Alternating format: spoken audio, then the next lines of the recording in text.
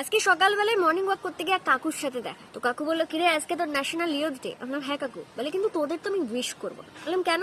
বলে কি কারণ তোদের পুরো জেনারেশনটাই তো খারাপ। বললাম কেন, আমরা কি করলাম? বলে কি ছেলে পেলে বড়দের সম্মান করে না, সামনেই দেখি স্মোকিং টোকিং করতেছে, তারপর মেয়েরা ছোটখাটো জামা কাপড় পরে, কেউ কাউকে হেল্প করে না, রাস্তাঘাটে অ্যাক্সিডেন্ট হলে সেগুলোকে আরো ভিডিও করতে শুরু করে, তারপরে যে মেয়েদেরও রাস্তাঘাটে চলাফেরা অসুবিধা, এত ইফটিজিং এর কেস চলতেছে, ছেলে পেলে করতেছে।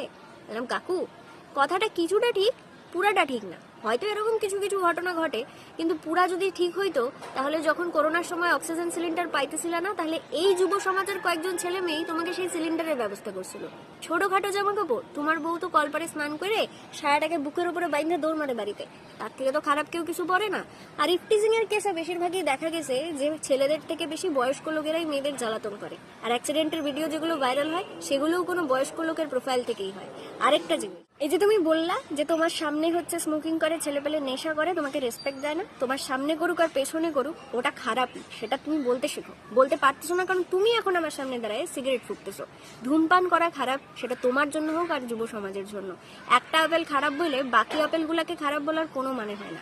পজিটিভ ওয়েতে মানুষকে বোঝাতে শিখুন, নেগেটিভ ওয়েতে যত বলবেন মানুষ আরো তত খারাপ হবে। ন্যাশনাল ইয়ুথ ডে সকলকে শুভেচ্ছা।